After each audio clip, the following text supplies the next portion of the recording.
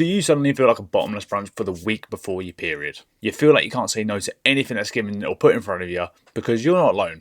And I'm telling you now, it's not a lack of willpower. Even though you constantly build yourself up and say you need more motivation, more willpower, and you keep failing because of it, it's actually not. It's your hormones. And I'm actually going to simplify it really easily today so you can take something away from this and actually make a change so you don't feel like a failure every single week. Because last week I had a client who felt like this, and you probably felt the same. Someone bought her chocolate and immediately she felt out of control. She couldn't control herself around it, and before she knew it, it was gone. And then to add the cherry on the icing on the cake here, she was then asked to go out for dinner for her anniversary, which left her feeling beyond guilty. And this is where it really took a bad turn. To recover from this guilt she was feeling, she made a drastic decision to basically cancel the dinner for her anniversary. Celebrating her anniversary was too painful because of the damage it was going to do to her diet, her weight, and how she felt about herself. But what happened next was even worse. Because she felt so bad about the decision she made, she then ordered a takeout and then overdid her calories on that instead. So she went from getting chocolate and feeling guilty for eating it, to then feeling guilty for not going out for dinner, to then rebounding and having too much at a takeout. Only to then realise, a few days later, her period came along. And this made her realise she was actually way more out of control just because of this time of the month. But this is why.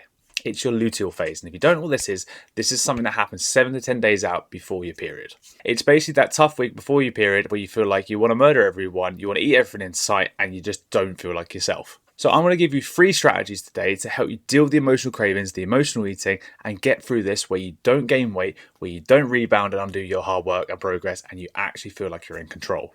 And you don't feel like you're crazy because the amount of women that do is wild. Progesterone is on the rise. This is something that actually gives you a calming effect, right? And it's useful for pregnancy. But it increases your appetite, not just in feeling, but you actually burn more calories because of this hormone. Typically 100 to 300 more calories per day. So you are actually hungrier. You're not just all in your head about it. You're actually hungrier. Then, on top of that, we've got serotonin dropping. If you don't know what serotonin is, this is your feel-good hormone. We all know the idea of, you exercise, you go for a walk, you get a boost of serotonin. This is that hormone. Basically, what happens with this is it drops. And if you're someone who's experienced mental health struggles before in your life, you'll know how this feels. When serotonin drops, it can feel debilitating.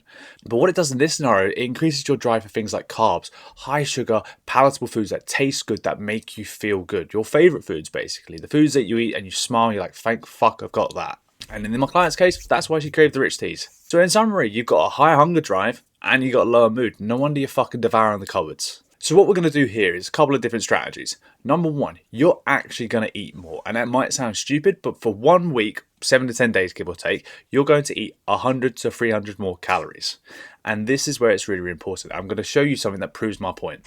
This is a little graph that's really simple that I showed my client. This is a graph that I show all my clients. So basically what you got here is 3 different things. So you got my client's normal deficit calories. So 1600 calories here, this orange bar. And you've got your normal maintenance calories here on the blue bar.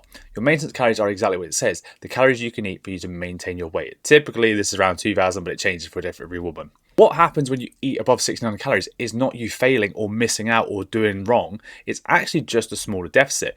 Anything below this 2000 calorie line is a deficit. So 1900, 1800, 1700, 1600, all of these are a deficit. Things like 1900 and 1800 are just a smaller one. So it means your progress will just be a little bit slower this week. But if this helps you stay on track and not overeat and not go above this 2000 calorie line, it's working, it's helping, and it stops you going too far that you undo your progress. And even when you do eat too much some days, this example here, these red dots, is one of my clients eating throughout the week. Most of the days she was on track. Some days she was above about 1700 to 1800 calories. Some days she was lower. Some days she did go above the maintenance calories. But do you know the average of this, the total across the week, was still below her calories needed for the week. She was still in a deficit. This is why you need to stop self-sabotaging and quitting on yourself when you have 1 or 2 bad days. So the next one, strategy 2, we're actually going to address is serotonin here. So serotonin, you need to do something that makes you feel good. And my client in this situation said she actually lost her self-care during this week and it made her feel like even more shit than she already did. So what I'm going to tell you to do here is do something for you that makes you feel good. And I know with kids that's fucking difficult, but you've got to plan this stuff in. If you do it on by winging it, you're less likely to do it. So why not run a bath? Why not have 20 minutes in the bath after the kids gone to sleep? I know you'll be tired, but give it a chance. Why not play an instrument if you like to play music? Why not do some painting? Why not do some drawing? Why not do a colour by numbers? Something that makes you feel good. If you do walking in the gym, fantastic. But try to do something different that is not health and fitness related to make you feel good. Even if that is going for a coffee or a friend, talking to someone. Just do something that makes you feel physically better. It'll increase your serotonin, make you less likely to dive into food to drown your sorrows. And the third strategy, it's going to have a bonus tip in here as well, is the hard stop rule. So basically this is define a specific time where you're going to stop eating. So if this is 9 o'clock, you cannot eat after 9 o'clock. And the reason this works so well is women typically, when I work with them, have done so much better when they have strict rules or like a rule set to follow by. It's why Slimming World and Weight Watchers worked for actually a lot of you for a good period of time. It just didn't work when you had to take the rule set away. But when you have guidance structure, it's so much easier to do and to follow. So do the same for yourself. Set a time that you cannot eat after. But don't be a dick about this. If you get in from the kids' football at 8:45, make sure you set it like at 10 o'clock so you have a chance to, get them to bed, feed them, and then actually feed yourself.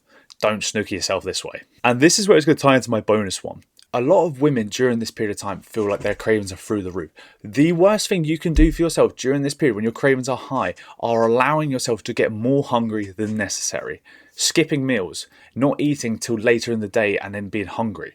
Because you can be hungry, but once you're at that period where you're starving, you will crave everything in sight and nothing will fill you up for a long period, and it'll be a constant battle, and a battle you'll more often lose. So make sure you have a decent breakfast, make sure you have a decent lunch, make sure you have a decent dinner. It doesn't need to be anything extravagant, it just needs to fill you up to curb that hunger so the cravings don't get the better of you. And if you don't know how to do all this, this is stuff that I cover in my coaching. How to build a simple breakfast that can be done in 5 minutes, that can keep you going throughout the day. How to increase your calories during your luteal phase so you don't feel like going and punching someone because you're so hungry and craving sugar. All these things will help you make progress when you're so used to feeling like you're failing just because you ate a little bit more. If you implement this stuff, I'm telling you now, you'll make more progress simply because you'll stay in this longer than giving up. Because you've given up so many times before and taken away the progress and the results that you're actually on the way to getting. That is what I do different in my coaching. I help women stop giving up for good. So if you found this video useful, drop me a like, subscribe to the channel if you haven't already, and if you're interested in any of my coaching, comment the word coach below and I'll get in touch with you.